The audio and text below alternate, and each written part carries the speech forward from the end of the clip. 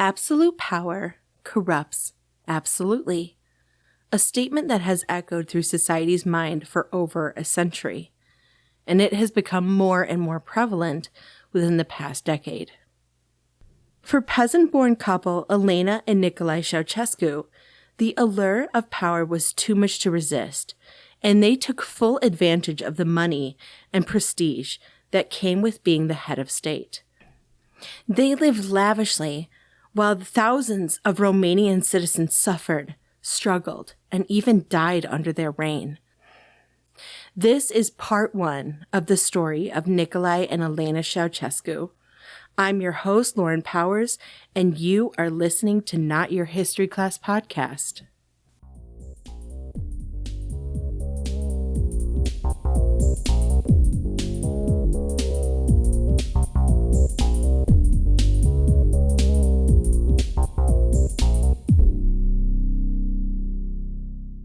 Our standard education has barely touched upon the depth, violence, and tragedy of human history. My intention with this podcast is to illuminate the parts of our history that have been in the dark for far too long. I want to take a comprehensive dive into our world and to give a different and new perspective on our past. After all, education is our strongest weapon against tyranny. Please note, this podcast contains content and information that may not be suitable for children under the age of 13. Please be advised.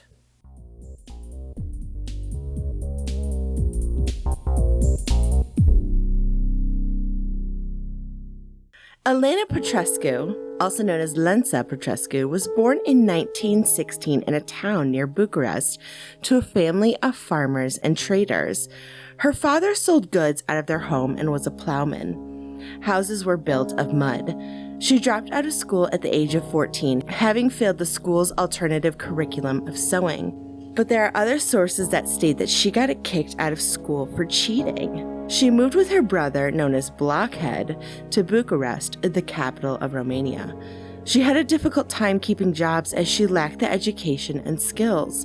Her brother found her work at a weaving factory through a friend of his. Vasile Dumitrescu, former Romanian ambassador to Switzerland, said of Elena, quote, "You could tell she came from the country. She was very much a farm girl. Anything you put on her looked terrible. In Romania, there is a saying that when clothes look like that on you, it's as if you put a saddle on a cow." End quote. Nikolai Shesco was born in the same year. He was born to peasant farmers in Scornesti, near Elena's hometown. He was the third of 10 children. His parents, as evidenced by lack of cultural engagement, ran out of apparent names to give their children and named one of their younger sons Nikolai as well. The elder son Nikolai left his village at the age of 11 and started to work as an apprentice for a shoemaker in Bucharest, in a working-class neighborhood. Elena and Nikolai met in the 1930s. They were both living in a Bucharest suburb called the Park of Joy. It was a working-class neighborhood and had a union stadium and factories. Nearby, there was a small, rather sordid pub with a dance floor. The local barflies, a group of boys, decided that they were going to elect a queen of the pub. To do this, they had individuals buy tickets, and the girl who had the most tickets won the queen title. Dumitrescu said, quote, "The more you bought, the more you loved the girl," end quote. Somehow, Nikolai was able to raise enough money to be able to get Elena elected queen of the pub. This little story became part of their legend. Whether or not this is true of Elena being elected queen of the pub, she became Miss Working Class of 1939, and thus the legend of the Ceaușescus was born. In the official document written by the Department of Propaganda of the Romanian Communist Party, the pub later grew into the local stadium. The Saturday night dances transformed into a sort of workers' ball in honor of May Day, which is seen as a sacred day to those who followed the teachings of Marx, Engels, and Lenin. May Day is essentially Labor Day for those who live in the United States. It is considered a national holiday in Romania. Initially established in 1890, it was associated with the communist era and political propaganda. After the Romanian Revolution, it became toned down and was simply a day off work. During World War II, Romania fought on Germany's side. Nikolai spent that time in jail, the tale being that he stole a piece of luggage at a train station that had communist pamphlets inside. He was imprisoned in 1936 and again in 1940 for being an alleged communist. He was not very liked by his fellow inmates. He was also inmates with Pavel Câmpanu, a Romanian Marxist and sociologist. Câmpanu said of Ceaușescu that he clearly disliked his fellow inmates, having contempt for them. Quote, "We took showers together. You see everything. I remember the shock when we went together in the shower. He was very ugly. Do you have the word disgracieux? Deformed." End quote. Elena and Nikolai became engaged while he was in prison. She helped build his confidence. It's not known exactly when they got married. In 1943, Nikolai was sent to the concentration camp Târgu. He formed relationships with leaders of the Communist Party, such as George Dej, who later became the first general secretary of the Communist Romania. Nikolai and other younger individuals were given lessons in communist philosophy. Many inmates worked outside of the camp. Nikolai served as a go-between between the party leaders in the camp and the hidden communist followers. In August 23, 1944, Russia overran Romania and Nikolai was released from the camp. With his connections, he was named Secretary General of the Union of the Communist Youth after the communists took over Romania. Vasile Dumitrescu recruited him to work for the Communist Party. Nikolai had a complex over his height, barely reaching 5'2". It is theorized that later in life, he hired and chose ministers and bodyguards for their short heights. He had a terrible stutter that he struggled to overcome. He later worked with a speech therapist, but it was Elena who was able to calm him down. Quote, "Sometimes he had difficulty speaking, and he looked down at her. She would look at him and smile. She had a formidable influence on him," end quote, said Dumitrescu. During Georgiev's reign, Nikolai held the second highest position. In 1965, after the death of Georgiev, Nikolai became the leader of the PCR, also known as Romanian Communist Party, and then rose to president of the State Council in 1967. He created a national council for scientific research that had about 80 or 90 members. He also had his wife in the council as well, and within 2 years, she had earned her PhD in industrial chemistry. Elena could barely read or write, so it's highly unlikely that she actually did the coursework, which meant that someone had written her dissertation for her. It was either a joint effort of several scientists at the Central Chemical Institute, which she was director of, or it was a specific chemist at the institute who helped her not only potentially write her thesis, but also helped eventually write 2 books and 13 articles on synthesis and the characterization of macromolecular compounds, and 10 patents, all which add her name, Elena Ceaușescu.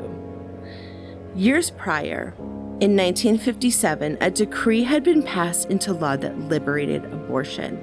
The birth rate decreased from 1958 to 1966 as a consequence of that law, or that was what was believed. There was a lot of traditional values at that time. Even if women worked 8 hours outside of the house, they were still expected to keep up with household chores. And with women entering the workforce, there were not as many children being born, and because of that, Romania saw a fall in population. In order to change that, the Ceaușescus drafted a radical law in 1966 that banned abortions, with the idea of helping to raise the birth rate. The response to the dropping birth rate was extreme, to say the least. The abortion law in Romania that passed in the 1960s was called Decree 770. Not only did it ban abortion, but it banned contraception. This majorly violated a woman's rights to her body and how many children, if any, she wanted. The decree stated that it was a woman's patriotic duty to give the country children. The Securitate, the secret police, was established in maternity hospitals to control gynecologists and nurses. Women were forced to attend a gynecological exam every month. Any pregnancy that was detected was followed through to the end. Women under the age of 45 were expected to have at least 5 children. If a woman were to receive an abortion or a doctor to give one, they would end up spending time in prison. Persons over the age of 25 who did not have children, unless they had a valid medical reason, were punished for being celibate by having to pay 30% tax on income. There were a few extenuating circumstances where a woman could receive legal abortion. That was if the woman's life was in danger due to the pregnancy, if the woman was sexually assaulted, or if the woman had a chronic disease that could endanger the child's life. There was very little sex education in Romania, and therefore there was a lack of information on how to avoid pregnancy. The number of babies doubled the next year, 93% more than the previous year. Due to this incredibly restrictive law, illegal abortion clinics started to pop up that provided women with abortions, but these clinics were rudimentary and could be dangerous. Women could bleed out, get an infection, or potentially die. This affected women, mostly lower income or poverty-ridden women. Wealthy women could pay for black market contraception or an abortion at a specialized clinic. Due to this, the birth rate once again declined in the 70s. The rate of maternal mortality skyrocketed, reaching the highest in Europe, leaving behind many orphan children. Old medical practices that had been abandoned in the West half a century prior were being used in Romania. Babies were given blood transfusions to help stimulate growth. Some of the blood was infected with HIV. Doctors who figured out what was happening were frightened into silence by the Ministry of Health. 10,000 women died due to this law, and over 100,000 of children grew up in orphanages. Mortality rate with the babies was so high that their birth was not recorded until they'd been alive for 4 weeks. Between 1967 and 1989, about 10 million children were born, and 340,000 died before the age of 1. 20% of children were born either underweight or had congenital malformations. Many children were abandoned, unwanted, or grew up in unstable home environments. Social programs were insufficient for how many children were born. Classrooms were overcrowded, and the quality of education decreased. In 1969, Nicolae Ceaușescu removed Romania from its participation in the Warsaw Pact military alliance, which was a defense treaty created by the Soviet Union and 7 other countries, including Albania, Bulgaria, Hungary, East Germany, Poland, Czechoslovakia, and Romania. Ceaușescu had a more independent policy when it came to foreign relations. He refused to use liberal reforms. Free speech was still firmly in control of the secret police, as well as the media. Romania had a massive amount of debt due to accelerated industrialization. Within the 70s, Ceaușescu ordered majority of the agricultural and industrial product to be exported. This left Romanian citizens fighting to survive. There was a food and medicine shortage. In 1972, Nikolai established a program of systemization to build the country into a more socialized style. About 1/15 of historical buildings and churches were demolished in Bucharest and rebuilt. Ceaușescu went on to establish family members in high government jobs, including his wife. One of her first jobs was at the Ministry of Foreign Relations in the basement. She had to organize and clip foreign newspapers. Nikolai's old cellmate Pavel Campanau, who worked at the ministry at the same time, said, quote, "It was a big problem because she couldn't distinguish between them. She mixed the French with the English." End quote. One day, she didn't show up, which wasn't noticed. Quote, "She was not useful for anything." End quote, said Campanau. Nikolai sent Elena to the Polytechnical Institute years later, where she was found cheating on a test on Marxism. When she was warned that that wasn't allowed, she was given a second warning and she didn't listen. She was expelled from the test. Elena was a social/political climber. She would frequently call the daughter of the General Secretary of the Communist Party, in which the daughter described Elena as, quote, absolutely unbearable, end quote. Their regular motorcade routes had food lines, and the sight of starving Romanians standing in line was so offensive to the Ceaușescus that these food markets would disappear overnight, replaced with something innocuous, like a bicycle shop. There's also the story of Nikolai's father going to his favorite pub in Dorobancy Square and telling his drinking buddies, quote, don't believe what my son says. He tells nothing but lies, end quote. The next day, the pub had been replaced with a dairy shop. Without a doubt, living in Romania was difficult. 2 pounds of coffee, which was actually made from chickpeas, would cost half a month's salary. A 40-watt bulb would light an entire room. Typewriters had to be registered with the police. If you spoke to a foreigner, the conversation had to be reported within 24 hours. About 1 in 4 citizens worked with or were either forced to work with the Securitate. Sometimes late-night interrogations of citizens would result in a death from a heart attack. Being in the upper echelon of the Romanian Communist Party had its advantages, such as having live-in maids that were supplied by the party, and the finest foods delivered to their door at the lowest prices. Cars, chauffeurs would also be provided for. They lived in the lap of luxury, while people were literally starving in the streets. What Elena lacked in the intellectual department, she made up for in her lavish clothing. She had over 2,000 gowns, and when Elena died, she had about 40 fur coats. Her husband, strangely enough, would burn clothing and shoes after wearing them once so that no one could ever potentially wear them. In the Museum of History in Bucharest, there was an entire wing dedicated to them, including mannequins with outfits that they wore during their reign. The displays have been taken down since then. There is also over 100 honors that they received during their quarter century in power. During get-togethers of the Communist Party, when Elena and her husband arrived, other women would need to leave. They weren't allowed to wear the same fabric or have the same model of clothing as Elena did.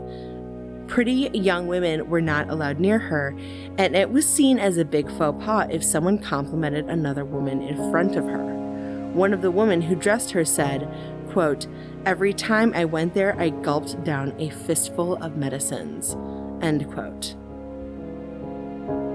The Ceaușescus had about 40 homes, 1 in each Romanian province. Nikolai liked to hunt bears despite being a poor shot, and so they also owned hunting lodges. The bears would be gathered by beaters in one spot so that Nikolai could kill them off. It was difficult being an employee of theirs. One of the workers said that when she had to pull back the oriental rug to clean the floor, that she, quote, would feel her shadow behind you, standing there to see if you were actually wiping the floor, end quote. The workers weren't allowed in the house until the couple woke up, and they were expected to clean without a break except for lunch from 7 a.m. to when the family went to sleep.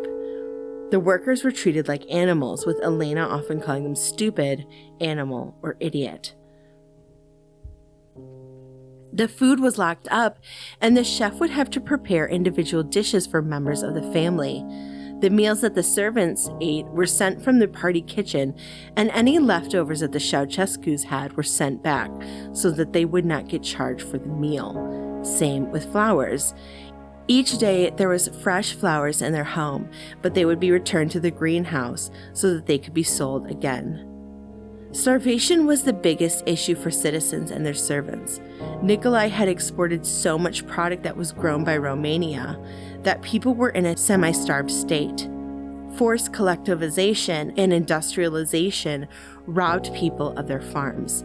Villages and cottages were destroyed, and people were moved into ugly 5- and 6-story cement buildings with outhouses.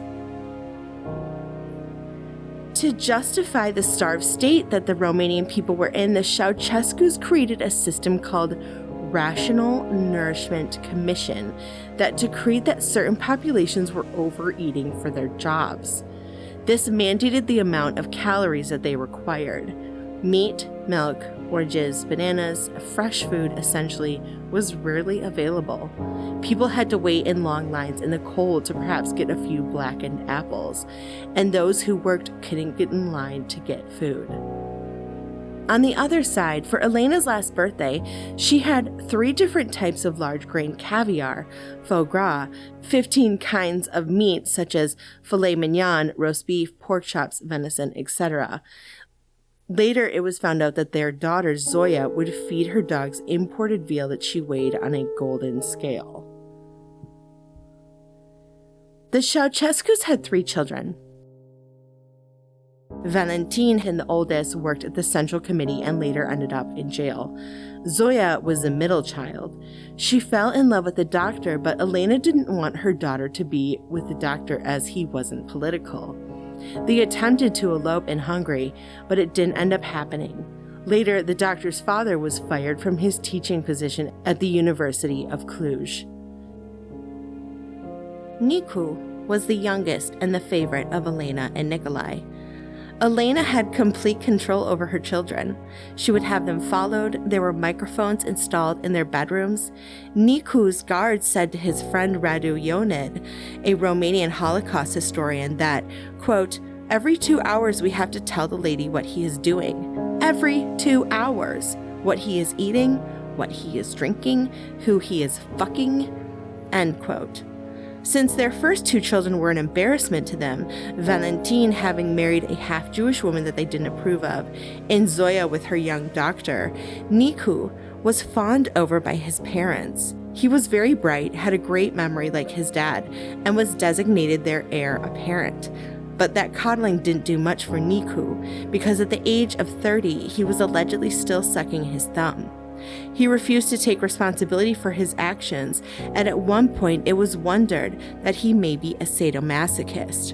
Radu said that he, quote, "wanted either to hurt or be hurt," end quote.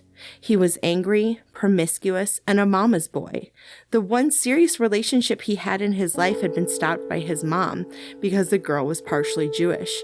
She was even forcibly given an abortion by order of Elena after falling pregnant by Nicu. Nicu blamed his mother for his over-the-top drinking and even apparently let a member of the Securitate take the blame for him running over a pedestrian, yet his friends apparently stayed loyal. This is the end of part 1 about Nicolae and Elena Ceaușescu. In part 2, I will be discussing the downfall of this tyrannical couple and the hopeful future of Romania. If you are looking for sources for this episode, please check out the show notes. Transcripts and sources will also be on my website, notyourhistoryclasspodcast.com. Hosting, production, and editing is done by Lauren Powers. Theme song is done by Mike Meyers. You can find him on the Mike Show 42 on X. If you have any recommendations or suggestions for a future episode, you can direct message me via social media or email me at notyourhistoryclass@gmail.com.